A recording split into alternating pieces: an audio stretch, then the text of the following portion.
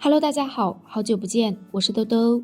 2026国漫再度迎来爆燃，这一次4部院线电影、10部剧场版齐上线，跟着兜兜一起来看看这里有没有你的心头好吧。首先是4部即将在院线播出的大电影，第一部《凡人修仙传：瀚海迷踪》。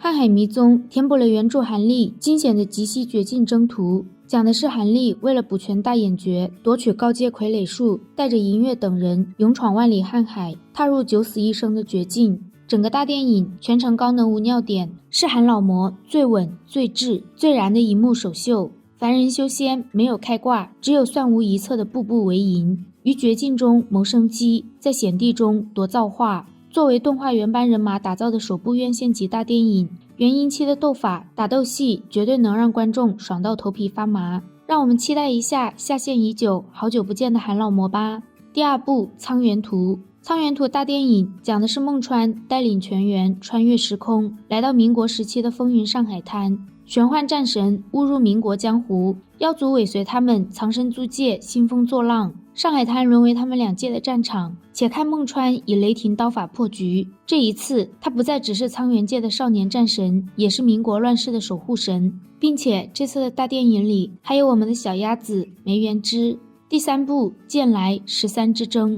13之争是一场赌上人族存亡的巅峰对决，妖族压境万年，最后抛出绝命赌局，13对13，7胜定生死的大 PK， 胜者执掌长城，败者则将万劫不复。人族剑修前期连拿6局，看似胜券在握，却陷入了妖族惊天阴谋，连遭6连败。就在人族陷入绝境时，那个带着斗笠叫做阿良的剑客横空出世，他一酒一剑迎战13境巅峰大妖。阿良以一剑定乾坤，斩妖守长城，拿下巅峰局，并在城墙上刻下猛字，潇洒封神，一剑开天门，万剑守人间。这就是独属于剑来的热血和浪漫。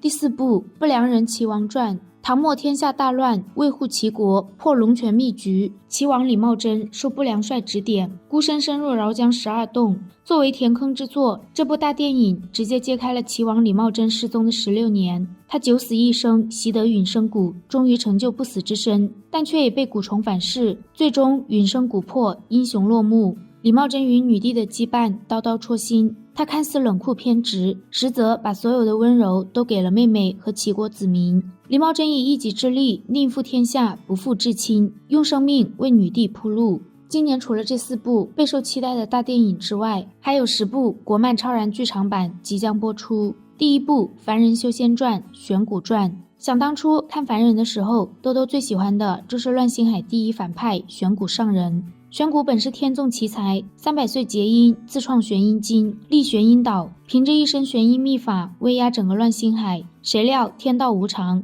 他惨遭亲传弟子极阴和极炫的联手背叛，最终仙骨被抽，肉身被碎，元婴更是被死死封印。可即便是这样，玄古也从未认命，他弃仙成鬼，隐忍数百年，只为一朝复仇。虚天殿大战，他借取魂之躯归来，虽然最终依旧败北，并彻底生死道消，但依旧让无数观众记住了这个乱星海永不低头的最佳反派。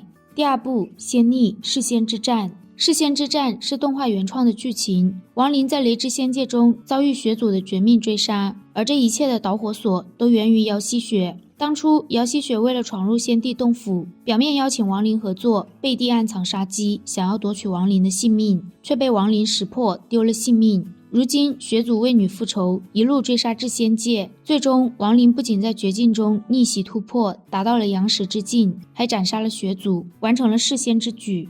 第3部《完美世界：九劫焚天》。独断万古的荒天帝逆转时空，再度与柳神共战。仙谷纪元黑暗浩劫降临，9天10地濒临沦陷，柳神独自一人9进9出，杀穿异域。他以一己之力硬汉不朽之王，不退半步。关键时刻，荒天帝10号以一滴真血化分身，逆转时间长河，降临仙谷，与柳神并肩作战。师徒联手掀翻整个苍穹，这一战看10号以逆天之姿护柳神周全，来一场跨越时空的师徒救赎。第4部《吞噬星空：决战原始星》。国漫科幻王炸《吞噬星空：决战原始星》即将炸裂登场，原始星秘境开启，妖族、机械族、虫族结下死盟。整整6000宇宙尊者布下天罗地网，誓要诛杀罗峰。面对多如牛毛的尊者们，罗峰不退反攻，他以不朽之躯硬汉诸天强敌，在尸山血海中为人族杀出一条生路。6000尊者皆被罗峰一刀横斩，尽数灰灰烟灭。罗峰以战正道，以一己之力镇压各族。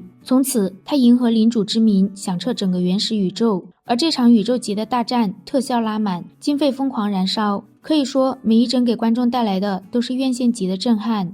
第5部斩神苍南之殇。10年前，大地之母盖亚手持湿婆怨挥向苍南，100万人口的苍南市顷刻间灰灰烟灭。这场灾难中，唯一的幸存者只剩7岁的林七夜。林七夜以凡尘神域，用10年幻象守护苍南烟火。可10年后，西方众神再次降临，苍南再次被死亡的阴影笼罩。但这一次，他们面对的是觉醒的大夏守护神们。大夏境内，神明进行。杨戬睁开天眼，时隔100年，宣告东方诸神的回归。而我们的主角林七夜将用自己的刀，以牙还牙，以血还血，为苍南的100万亡魂讨回公道。第6部诛仙10年殊途。剧场版10年殊途以张小凡坠入魔道，化身鬼力的10年为核心。这10年中，张小凡踏遍3界黄泉，只想复活碧瑶。从死灵渊的生死相依，到10年后的末路厮杀，张小凡和陆雪琪之间的宿命感拉满，一个在杀戮中挣扎，一个在坚守中沉沦。且看虐恋版反雪巅峰对决。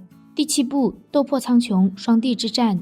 曾经的默契少年穷即将迎来双帝之战。魂天帝吞噬地品除丹后成就魂帝，住在斗气大陆陷入绝境时，萧炎得到了驼舍古帝的传承，融合了23种异火，炎帝踏火而来。双帝之战时，万火听萧炎号令，凝聚出异火亘古尺。最终萧炎燃烧斗帝之身，封印魂天帝，终结了魂族的多年阴谋。第8部斗破苍穹晨行逆旅。徒弟的剧场版出了，又怎么会少得了师傅的呢？晨行逆旅以少年药尘为主角，揭开了他从药族弃子一路走到中州第一药圣的传奇之旅。药老出身远古8族中的药族，他幼年丧父，遭人陷害，后被逐出药族。遭受不公的药老并没有就此认命，他凭借自己的炼药天赋和意志，收异火夺得丹会冠军，还与挚友风尊者一起创立星陨阁，名震中州。第9部斗罗大陆9528。这部剧场版讲的是唐三携小舞重返崩坏的杀戮之都，直面血色天鹅吻引发的异变。当初杀戮之都是唐三亲手摧毁的，但这里因黑暗力量再度复苏，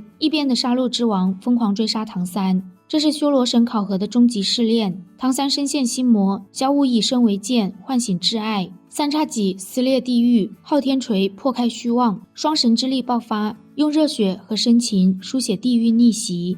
第10部遮天悲观战王腾。这是叶凡一生最狂最燃最解气的巅峰名场面。悲观战帝姿，一剑斩天骄。王腾一向自诩北帝转世，这次仗势逼婚姬子月，彻底惹怒叶凡。为此，叶凡孤身闯入荒古禁地，背负3世潼关，单枪匹马杀向姬家，向王腾这个天命帝子宣战。这一战是荒古圣体的正式崛起。叶凡在万众瞩目之下，一剑终结天之骄子王腾的狂妄，最终杀出属于他的传说。这14部从上古传说到修仙秘境，再到宇宙征途，每一部都将为我们带来一场属于国漫的视觉盛宴。小伙伴们最喜欢最期待哪一部呢？可以在下方评论区留言告诉兜兜哦。我们下期再见，拜拜。